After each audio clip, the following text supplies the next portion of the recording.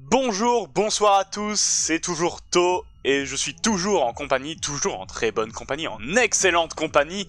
Chaque jour il y aura un mot supplémentaire, hein, il faut s'y attendre avec Guéric et Waiki. Comment vous allez bien? Merci. Et bah écoute, Ça va. On Ça se va, retrouve, on se retrouve toujours pour le résumé de Society Game sur la deuxième journée cette fois-ci. La première journée qui avait vu Sifir sortir du cast. Aujourd'hui, on va aborder deux éliminations particulières avec deux épreuves, quelques bonnes performances individuelles, très bonnes performances de groupe et un duo particulier qui se place bien dans les alliances. C'est le résumé de la journée. Et on va commencer de suite par la deuxième épreuve, si vous le voulez bien, ou plutôt avec les leaders de chaque camp. Est-ce que en Waiki, en Mahjong, est-ce qu'il y a eu des évolutions? Pas beaucoup d'évolution. On a toujours eu Jidawe au pouvoir, qui est une bonne chose pour elle, je présume. Quelques évolutions au niveau des dynamiques, cependant, avec l'émergence d'un énième quatuor composé de Wilson, Dimor et Machu. Et sinon, pas grand-chose d'autre s'est passé au Sanma, donc une journée relativement calme, somme toute. Très bien. Et sur Nobdong, parce que sur Nobdong, du coup, chaque jour, il y a une nouvelle élection, est-ce que le leader précédent a gardé sa place, Genesix, ou est-ce qu'il l'a cédé à quelqu'un d'autre? Guéric. alors il l'a cédé, mais bien contre son gré, parce qu'il était motivé à être repris. Mais c'est un des joueurs centraux actuellement de l'équipe, à savoir Svalkensen, qui a réussi à reprendre le pouvoir sur un total de 1-5-1 face à ses opposants Genesix et Falcon dans les votes. Très bien, donc c'est Svalkensen qui a mangé tout le monde. C'est ça. Très bien, d'accord. Donc Svalkensen d'un côté et Jidawe toujours de l'autre. Très bien. La deuxième épreuve, du coup, c'était une épreuve un peu plus collective où tout le monde était sur le même bateau, si j'ose dire, puisqu'il s'agissait de Pirates Race, je prends Pirates Race, la course des pirates.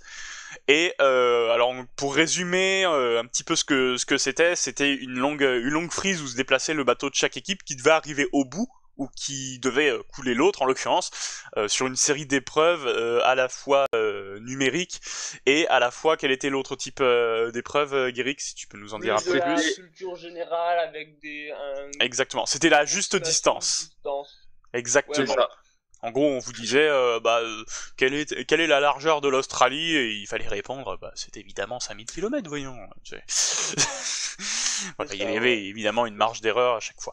Mais est-ce que vous pouvez, Guéric, peut-être nous en dire un peu plus sur les règles de l'épreuve en particulier? Alors sur les règles de l'épreuve, du coup, chaque équipe part avec 3 vies par joueur. Ensuite, on va leur poser des questions. Donc les premières questions, ça va être des comptes bons. Il fallait trouver le compte exact. Et, quand on lançait le chrono, ils avaient 1 minute pour nous donner leur réponse. Ils devaient pinguer quand c'était le cas, et ensuite on regardait le nombre de bonnes et de mauvaises réponses.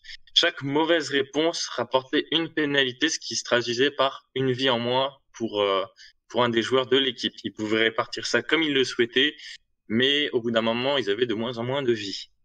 Par contre, en cas de réussite, ils avançaient le bateau sur la grille, et donc au bout d'un certain nombre de bonnes réponses, on changeait de type de question.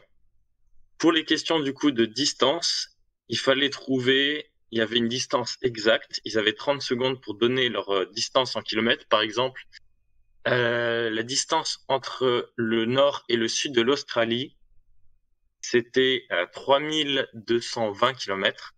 Et du coup, il fallait être à plus ou moins 10% de 3220. J'avais regardé, si on donnait 3000 par exemple, c'était bon, quoi. C'est ça. Là, en plus, je l'ai le résultat, voilà, je l'ai le résultat sous les yeux. 3220, les limites, c'était 2898 km ou 3422, voilà. Et si on donnait, si on donnait 3000, c'était bon, par exemple.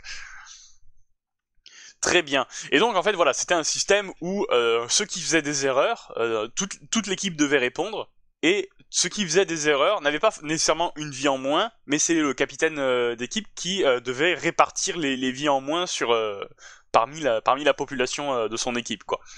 Et donc il fallait répartir les vies perdues très judicieusement au risque de voir les meilleurs éléments s'effondrer très vite, quoi. Est-ce qu'il y a eu des bonnes performances individuelles, collectives qui se sont démarquées sur ces épreuves et qui l'a remporté finalement? Qui a remporté son avantage pour la finale? De bonnes performances individuelles, oui. Il faut savoir que comme l'épreuve était, enfin comme on était en nombre de participants général impair, c'est l'équipe Nobdong qui a dû mettre un des membres de Madong sur le côté. Étant donné que c'était des épreuves de calcul, logiquement Machu Picchu s'est retrouvé mis de côté. Mais ça a pas empêché l'équipe Madong de réaliser quelques bonnes performances, notamment Dimor et Marie Meltou, qui ont quasiment fait un sans faute au final. Sur le calcul mental? Sur le Sur Dimor, l'ensemble. sur le calcul mental, et C'est Marie fort. Meltou, d'une manière générale, a été excellemment bon. Une très bonne surprise venant de sa part. Donc ça, c'est pour l'équipe Madong. Et au sein de l'équipe Nobdong, il me semble que c'est Maté qui a fait un sans faute du début à la fin, presque. Non, il y a eu. Alors, ce qui est important, Mathé a été très surprenante et elle a été la première surprise, mais au niveau des maths, c'est elle effectivement qui a fait les meilleures performances de son équipe. Maintenant, overall, et là, je m'attarde sur la fin de l'épreuve. À la fin de l'épreuve, alors que l'équipe Nobdong était bien dominante, ils avaient encore 6 joueurs contre 2, mais avec plus beaucoup de vie, ils avaient bien réparti. Sur une question de distance, il y a une seule bonne réponse du côté Madong qui du coup est obligé d'éliminer un seul de ses joueurs parmi les deux, qui conserve Marie Meltou. Par contre, en face, il y a 6 mauvaises réponses sur 6. Et donc sur les 6 joueurs encore en lice, ils avaient 7 vies en tout. Ils ont dû éliminer tout le monde sauf Genesix. Donc Genesix, ça s'est joué entre Genesix et Marie Meltou pour ce duel au sommet que Genesix a remporté. 6 mauvaises réponses sur 6, c'est vrai que les gens, faut travailler, quoi. Hein. Au bout d'un moment, on vient pas à Society Game les mains dans les poches, quoi. Les gens, travailler un peu, bosser. La question concernait la distance entre le détroit de Gibraltar et le détroit de Magellan, et on a eu des 500, des 2000 km, alors que c'est 11 700 km. Je pense que le truc le plus surprenant qu'on a eu, c'était la distance entre Brest et Nice. Donc première distance, hein, qui était aux alentours de 1000 km, on s'est retrouvé avec un 176 000 km. Voilà, et les gens, ils habitaient, je sais pas, tout le monde habitait tout le monde habitait en France, parce que si les gens n'habitent pas en France, ils peuvent peut-être pas savoir. Je sais qu'on a des Québécois. Je sais que tout le monde habitait en France. Ouais, non, ils habitaient, ouais, non, pas d'excuses, très bien. Non, mais je cherche, hein, au bout d'un moment, moi je cherche, vous comprenez bien. Tout le monde n'habitait pas en France, mais la personne qui a donné cette réponse est bel et bien française. Nous tairons son nom, évidemment. Exactement. Voilà pour cette épreuve, du coup. Voilà pour Pirate Race. Ensuite vient une épreuve, on reviendra après sur l'élimination si vous le voulez bien, du côté Madong. Vient l'épreuve ensuite d'Alpha Beast. Une épreuve que, à titre personnel, je l'ai regardée, elle m'a regardé, j'ai détourné le regard, et elle est vraiment très très difficile. Et en gros, pour résumer, en fait, ça se déroule en 2 phases, c'est un quadrillage de plusieurs, même il y avait 4 grilles de 4 par 4, avec des nombres sur le côté. Et il fallait placer les nombres dans la grille de façon à réaliser toutes les additions à la fois à l'horizontale et à la verticale. Et ensuite, le résultat de ces grilles donnait une grille de lettres, je montrerai quelques images, ce sera beaucoup plus clair, qui formait des mots ainsi qu'un labyrinthe et il fallait mettre des murs. Ça a duré 1h30. Guéric, est-ce que tu peux expliquer ce carnage? Alors, effectivement, je suis un peu responsable de la difficulté.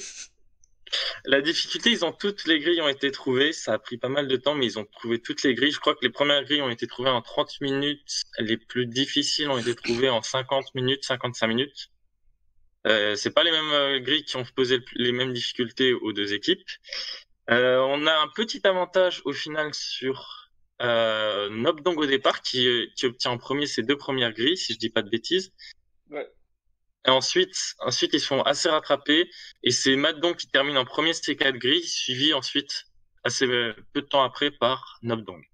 Ensuite, il y a eu des petits cafouillages par rapport, effectivement, à la deuxième partie, puisqu'on avait des petits mots que j'avais pas pris en compte. On a les mots plug et le mot BUM, B-U-M, qui sont des mots valides au Scrabble, mais qu'on n'avait pas relevés. Et du coup, on les a corrigés. Ça a été, les joueurs ont eu un petit peu de mal sur le fait qu'il y avait énormément de murs à placer. Il fallait aller dans les détails. Et au final, malgré la durée de l'épreuve, ça s'est joué à quelques instants. Et c'est vraiment une finalement, grosse finalement, si je dis pas de bêtises, c'est Madong qui l'a remporté, Oui, c'est ça. C'est Madong. Avec, c'est le trio. on m'a dit Machu trio, qui a été assez impressionnant.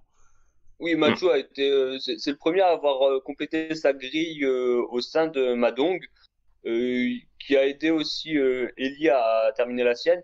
Également, encore une fois, très bonne performance de Marie Meltou qui termine sa grille en deuxième et qui donne également un coup de main à Ellie pour la remplir. Et au niveau de la partie du coup du labyrinthe, bonne performance de Wilson qui avait retrouvé les mots assez rapidement et globalement une bonne performance générale. Mais Wilson se démarque un petit peu quand même.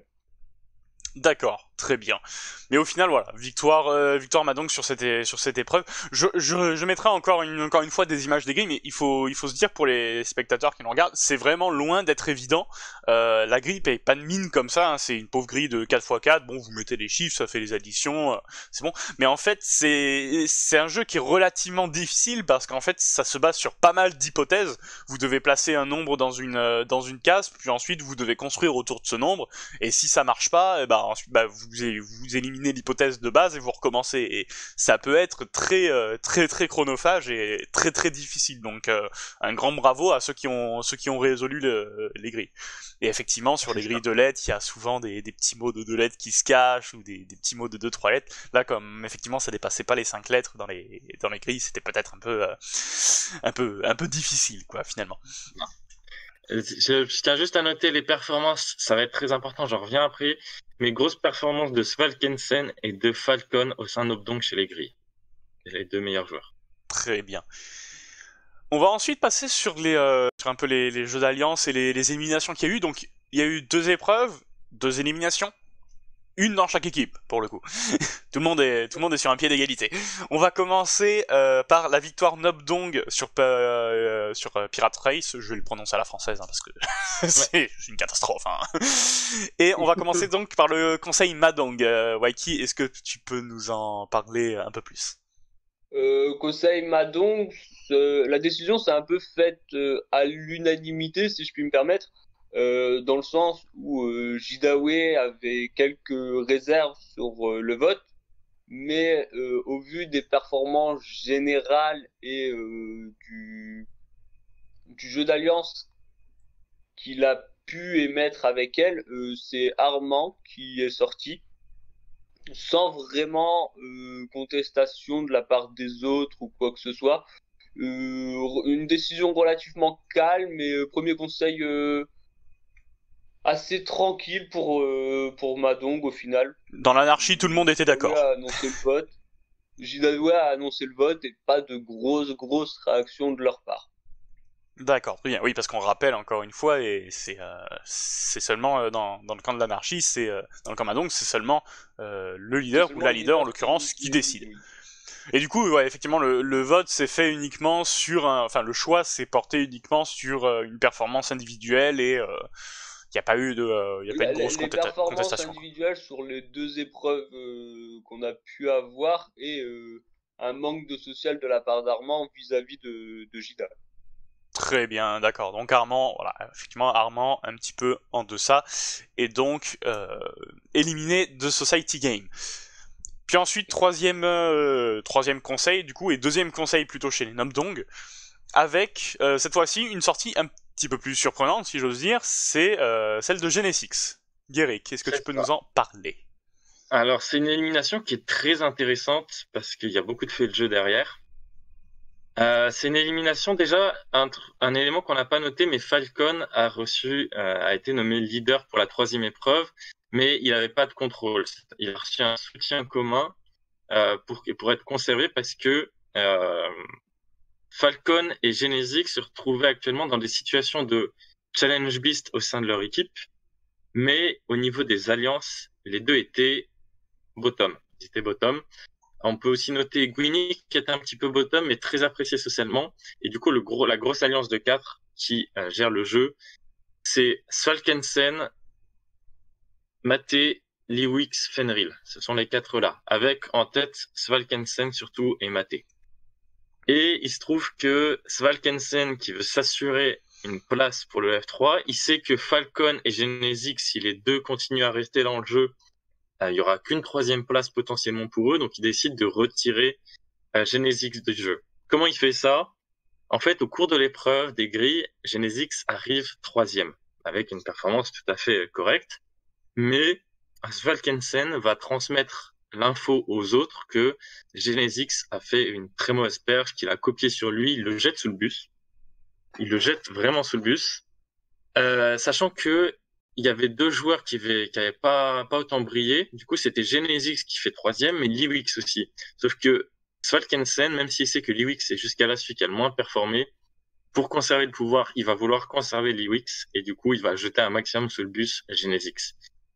Du coup, c'est pour ça que Genesix, qui pourtant avait fait des bonnes performances, qui avait bien mené son équipe sur la 2e épreuve du coup de la première épreuve de la soirée, il se fait du coup punir là-dessus. Il se fait aussi punir sur le fait que sur la première soirée, il envoie pas Sifir au lieu de Maté, et du coup ces 2 éléments-là ont servi à le jeter sous le bus, et du coup Svalkensen parvient brillamment à éliminer une menace pour arriver au F3. Bonne idée ou pas, je pense que stratégiquement et pour atteindre la finale, c'est un bon choix de sa part. Par contre, au niveau des avantages, c'est un choix. On va voir, on verra ce que ça donnera. Il a fait un peu son équipe. C'est ça, parce que Genesix, on le sait, a son point fort, c'est les épreuves. C'est une bête, il est doué partout, il est fort partout. Donc effectivement, ça a été un bon choix stratégique, à la fois de la part de Svalkensen et Maté, peut-être aussi de Falcon, qui s'est un petit peu glissé. Non, pas du tout. Falcon avait vraiment pas la main sur les voix. Et je pense qu'actuellement, ils avaient le choix entre Genesix et Falcon. Et je pense qu'on part sur actuellement Svalkensen et Maté qui veulent emmener un des 2 en finale avec eux.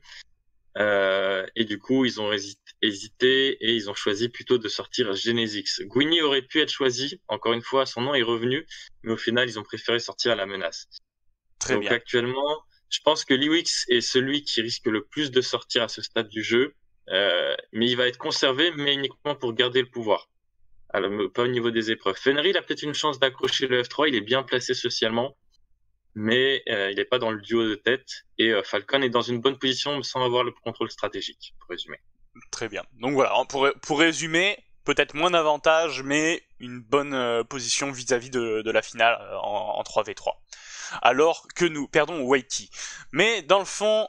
Et nous revoyons à nouveau Waiki. Mais dans le fond, je crois qu'on a à peu près tout abordé. Les jeux d'alliance, voilà, on les a abordés chez Nobdong. Dans Madong, ils n'ont pas tant changé puisque le conseil n'a pas forcément bouleversé ce qui était déjà entrepris sur la première partie du jeu. Si Waiki, tu peux nous confirmer ça rapidement? Oui, ça a juste fait sauter un disjoncteur qui était pas vraiment ça a juste laissé plus de place au chaos s'installer pour qu'ils s'installent un peu plus sereinement, mais sinon ça n'a pas vraiment changé les mécaniques. Mais voilà, on a toujours cette opposition entre Jida et Wilson, par exemple, qu'on verra sans doute évoluer par la suite. Mais pour l'instant, voilà, le vote s'est porté uniquement sur un choix stratégique pour les épreuves, donc il n'y a pas eu de grand bouleversement. Je pense qu'on a tout abordé pour ces 2 épreuves, pour cette 2e journée. Est-ce que vous souhaitez adresser un dernier mot? Comment vous voyez évoluer la suite? Guéric, peut-être d'abord, ensuite Waiki? Éventuellement, je voulais peut-être parler des avantages qui ont été dits brièvement. Donc, un avantage qui a été gagné au niveau de l'équipe Nob, donc c'est zone interdite, qui leur permettra du coup de bloquer des cases pour une future épreuve pour l'équipe adverse. Et du côté Madong, je regarde. Madong qui avait déjà obtenu l'avantage d'épipé et qui reçoit l'avantage prémonition qui permet au début de chaque manche de connaître les futures cartes qui vont tomber pour cette manche et pour la prochaine manche. Donc 3 avantages au final qui sont tombés. 3 avantages tombés sur 3 épreuves, chacun pour une épreuve différente de la finale actuellement. Très bien. Vas-y Waiki, un dernier mot rapidement. Non, je vois. Enfin, si, éventuellement le vote blacklist, dont on attend toujours les résultats, comme le leader, enfin comme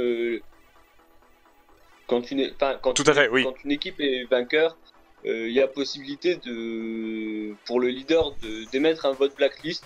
Je pense que c'est ça qu'on attend le plus au sein de l'équipe Madong. Ça a déjà été fait une première fois, sans vraiment dévoiler le nom.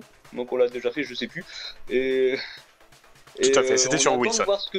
C'est ça. Oui, c'était sur Wilson. Ouais. On attend de voir ce que ça peut donner actuellement. Le résultat ne nous est pas encore connu. Jidaway est encore en train de réfléchir. On va d'ailleurs réfléchir à une alternative pour que la décision se fasse relativement rapidement sans que ça impacte sur le reste de la journée d'après. Mais c'est, je pense, ce qu'on attendra le plus au niveau des dynamiques chez Madong. Très bien, parfait. Eh bien écoutez, on a tout abordé, on se retrouve, je vous souhaite déjà bonne chance pour le jour 3 et on se retrouve très rapidement pour un nouveau résumé. D'ici là, portez-vous bien, spectateurs, que ce soit MJ joueurs, spectateurs, on se retrouve très rapidement sur la chaîne. Portez-vous bien, ciao ciao.